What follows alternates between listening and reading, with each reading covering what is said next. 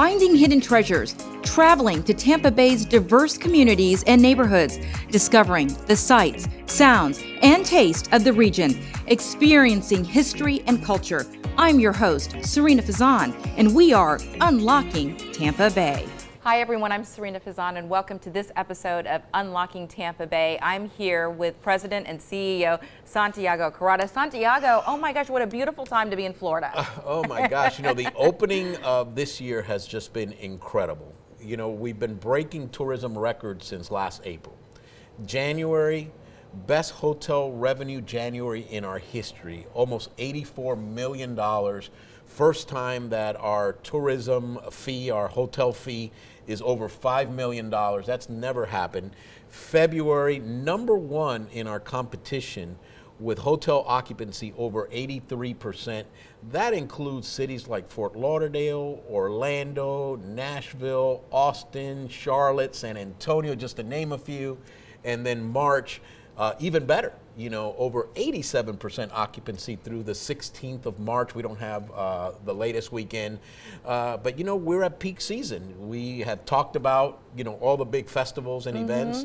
We're kind of wrapping up Gasparilla. We have the parades, we have the run, we have the art festival, the music festival, the film festival, you name it, all things Gasparilla.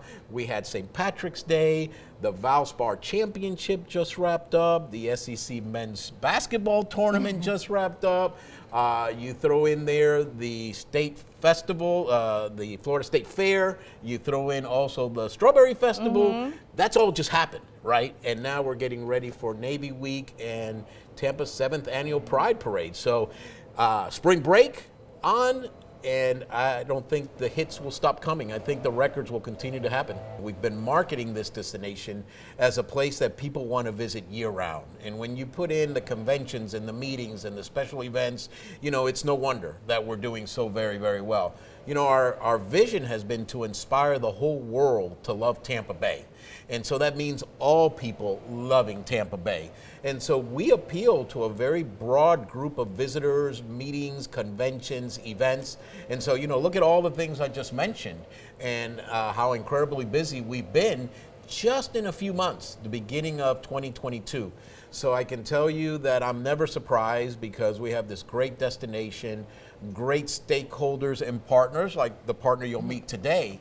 That are our ambassadors and are talking about what a great place this is to visit, and in some cases what a great place this is to relocate to and become our neighbors. So I can tell you we're very, very happy with the numbers. We've been setting new monthly records since last April, which is incredible. We're going almost on a year of every month being a new record. And when you put that in perspective, that means there are jobs available because our hotels are busy. Our restaurants are busy. We need people to clean up after our visitors. They're contributing by paying taxes, these visitors, to our economy. And we've mentioned that time and time again, but you are even more benefiting when you see these record-setting numbers, record-setting visitors spending record-setting dollars. And that's really important. And it's certainly something to be very proud about. Speaking of proud, going to Tampa's Pride Festival.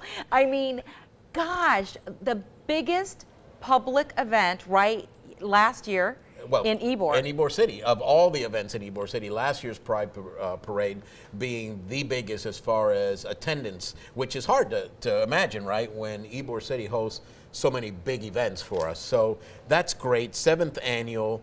Again, going back to inspiring the world to love Tampa Bay, we've been a leader in diversity, equity, and inclusion in all ways. And the LGBTQIA+ community is one that we've really been focused on probably longer than many of the other groups that we're trying to attract to Tampa and show that, we have this great destination to visit. So you're going to meet one of our great ambassadors, yes. Rachel Covello, with OutCoast. And, she talks about all things Tampa, that appeal to the LGBTQIA+ community. Why we're a hot spot to come. Why, these restaurants are fantastic. These different districts, these neighborhoods that we have that are so eclectic, right? They're all so different. They're all so unique. So having Rachel on the show is fantastic. She's a great partner. We love her. She loves us. She talks about Tampa. She talks about other destinations, but we'll just love her for the Tampa part, right? And that's phenomenal because she really spreads the word about what a great destination this is to visit. And again, inspiring the entire world to love us. Well, let's hear what Rachel has to say then. And I'm now here with Rachel Covello with OutCoast. So Rachel, tell us about yourself and OutCoast. Thanks for having me, I appreciate it. So I've been involved with the LGBT community for several years. I ran an LGBT nonprofit up in Pennsylvania. I came down to Florida in the Tampa Bay area back in 2017, and at that point I decided to launch OutCoast.com. OutCoast is an LGBT travel platform that focuses on promoting Florida as an LGBT destination to visit, celebrate, and live. So Rachel, can you expand on that? Absolutely. So at OutCoast, we work with a lot of different destination marketing organizations, we call them DMOs, throughout the state of Florida to promote those destinations as LGBT welcoming. Some destinations are larger, like a Visit Tampa Bay. It's been involved with the LGBT community. It wants to do more in the LGBT space.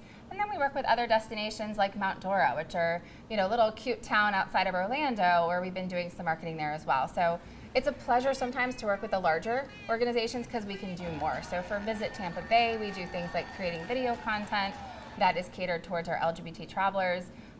You know, this destination in particular wants to attract everyone, but they've been making some added efforts to attract travelers like myself, you know, in the mid-40s, you know, active, want to, you know, love exploring food and culture and arts, etc. And it's also great because I think the larger visitor bureaus also have a bigger picture of what they want to do. So sometimes we create content, not only for our own platform, but sometimes even for the destination marketing organization platforms as well. So lots of social media posting, you know, Reels, Instagram, we try to be present on all of them. It's hard to keep up because they change every day, but we really try to just be out there and be present and represent Tampa proudly. How does Tampa, though, compare to the other destinations? And you've traveled a lot. I lived in the Philadelphia region, so I lived out in the suburbs of Philadelphia. Philadelphia itself was very inclusive and welcoming and has been for a long time. Speaking of diversity, it's big in diversity. But I lived in the suburbs, which wasn't always that way. And when we created our nonprofit, we really tried to make it very family friendly, that was approachable by everybody because we were in kind of a mixed area in our county. And it's amazing the progress that can be created by hosting a big party in the middle of the town and getting local politicians involved and getting local businesses involved, even that aren't LGBT.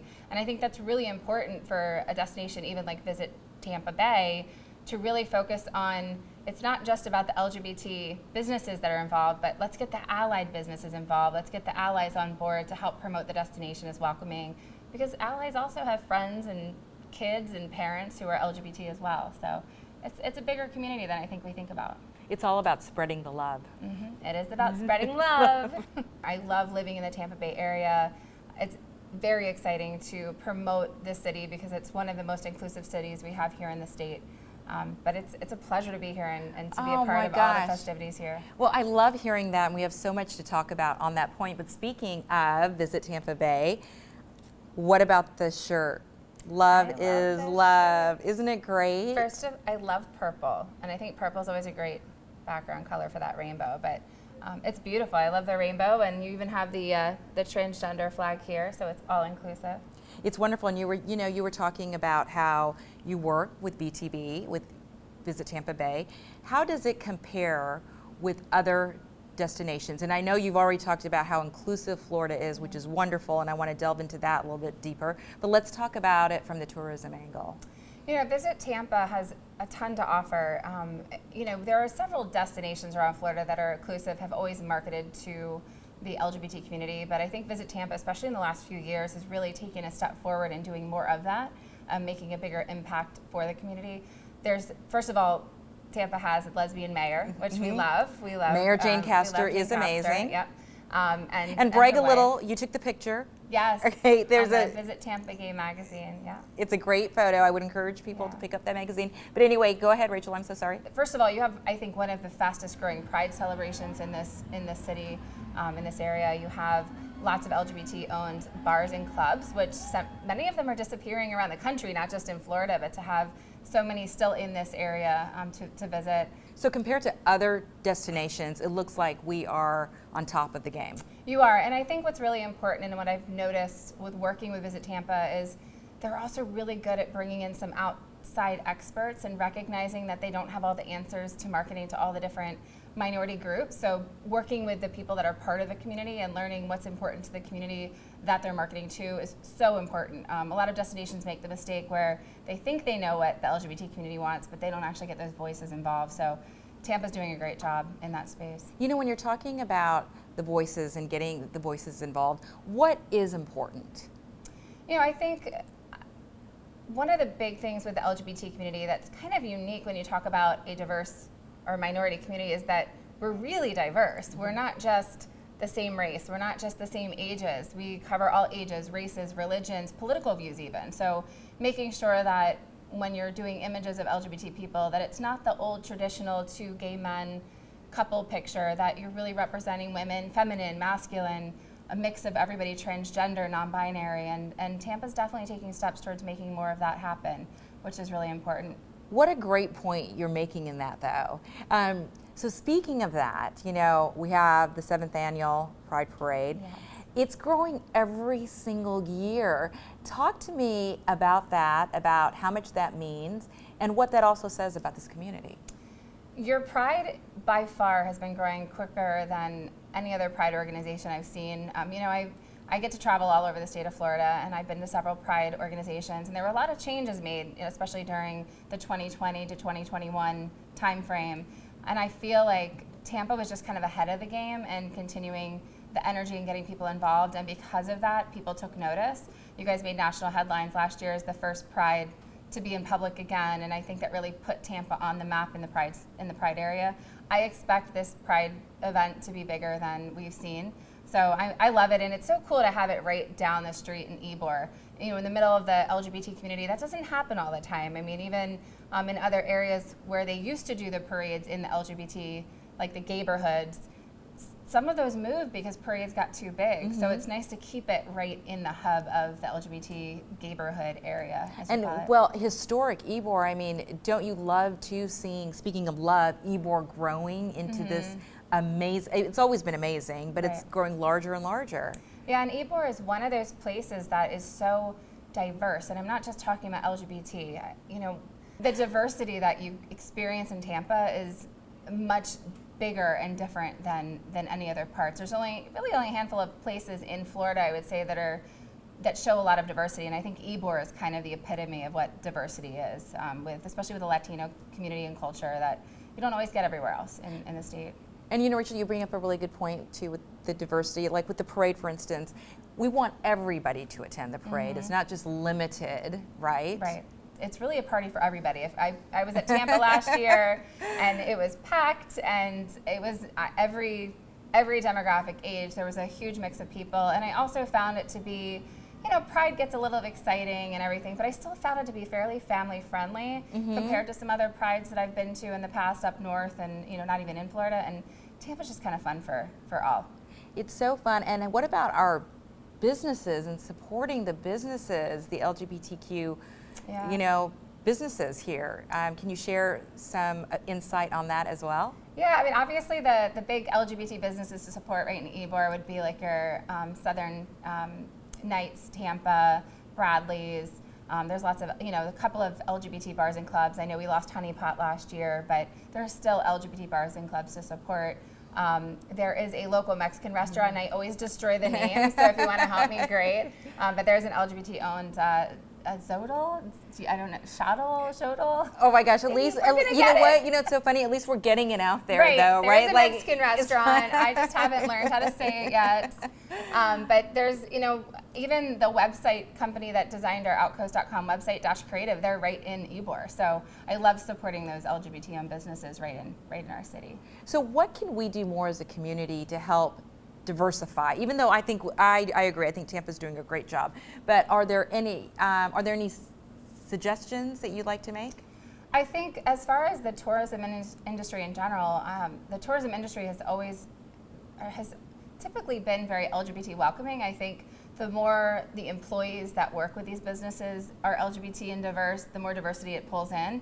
You know, a lot of businesses forget your greatest marketing asset is the people who work for you. So if you can get people in who are diverse and, you know, from different backgrounds, different sexual orientations, gender identities, races, cultures, et cetera, you're going to naturally start seeing that, but also marketing more toward communities, but doing it in a really authentic way. What a great perspective. I love that. Yeah, thank you. Yeah, that's a fantastic perspective. So to learn more about OutCoast, what should people do? Yeah, if you're looking to travel anywhere in Florida, but especially in Tampa, if you go to outcoast.com, we have lots of great content, and then we also have OutCoast TV on YouTube.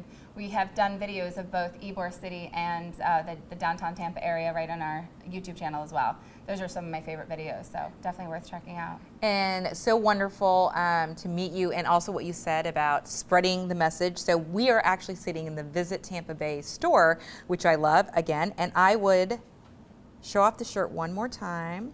So wouldn't you encourage people to come down here? Absolutely. I will be And get a I will be on the Visit Tampa float on Saturday, so I'll be wearing one of these beautiful shirts, but I'll probably wear it a lot more than just at Pride because it's really pretty. It is. It's beautiful and it spreads such a wonderful message. And it was so lovely speaking with you today. As well. Thanks so much for So having me. nice to meet you.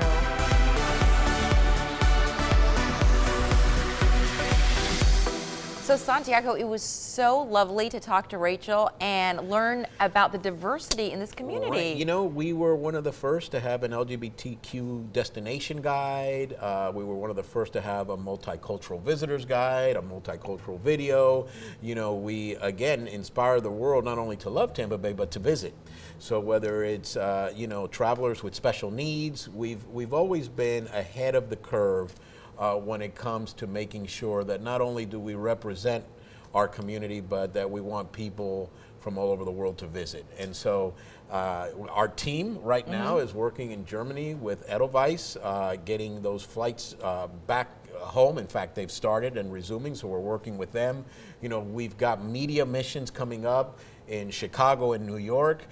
You know, we're back to doing business as usual. So we're back to bringing people to town to see what a great city this is. And we're also out there again in Canada and Europe, in Latin America, making sure that our friends know that we're open for business. And you know, what great news, you know, the Tampa River Walk has been transformational, right? It's been, you know, this incredible asset that makes downtown an attraction. You know, I can remember coming here almost 20 years ago, and I probably wouldn't have thought of bringing guests or visitors to downtown. Right. You know, you just, right. It was a 9-to-5 work center. You just weren't really about bringing, you know, your visitors or your guests to the downtown work area. And now it's a must-see. And this idea of the west side of the river, and having the river walk extended all the way to Rick's on the river, and then the potential for crossover between both sides. And again, you know, obviously the west side of the river will have a different feel to it because we're linking neighborhoods and it's about, you know, economic prosperity. But when you look at what's happened all the way up to Armature Works and how it's transformed the Heights and all that's happened on the other end with the Water Street development, talking about, you know, a river walk on the west side of the river, doing all of those things for West Tampa and the University of Tampa side of the river, you know, that's phenomenal. And so I'm excited about it because this river walk has allowed us to do so many things, to host so many big events and use that footprint. We just saw it, right, recently with the Super Bowl, and we saw it with the College Football National Championship game. And again, we've been about hosting these big events, and now we actually have, you know, this footprint that allows us to do it. So super exciting. Can't wait for it to get done. Wish I could wave a magic wand and get it done like tomorrow, because we know what it can do for us, and so we're super excited about that as well. You know, I moved here about 20 years ago as well and worked in, you know, traditional news, and to be able to witness this growth has been amazing. And you know, we talked about, as we talked about at the very beginning of the show, the record-breaking numbers and how more and more people are coming to the Bay Area. Right. But Santiago, what is so neat to me is like we are, though, becoming one of those major cities that perhaps 20 years ago we dreamed about being the New York, the Miami, the Chicago. Yeah, and you know, dream no more, right? I think what you're saying is spot on. You know, 20 years ago, no one lived downtown. Nobody in the high rises, right? No one really lived in the Channel District. And now you have, you know, these skyscrapers, you know, these condo buildings where people actually live and populate the work space, right? The downtown workspace. And, you know, you're right. You know, we are one of the top 25 markets in the country when you consider Tampa, St. Pete. And we're not envious of anybody on that top 25 market. I don't care whether it's New York or Chicago or Seattle or Los Angeles or, you know, any of those big metro areas. You know, we have nothing to envy. You know, we have a city that's evolving, I think, in the right ways. It's attracting visitors, it's attracting private investment, and we all work so well together here to solve any issues or challenges and keep moving forward. And you find that, you know, some of those big metro areas really still have a hard time getting everyone rowing in the same direction. I always think about dragon boat racing. We did it one year, and, you know, we actually had the international dragon boat races here. And, you know, if every member on that boat isn't rowing specifically and exactly at the same time, at the same beat, one little bit doesn't get you across the finish line. One person who's off rhythm, you know, one beat that's not right, and everybody has to be in perfect synchronicity to get that boat across the finish line and to meet the objective, right, to achieve.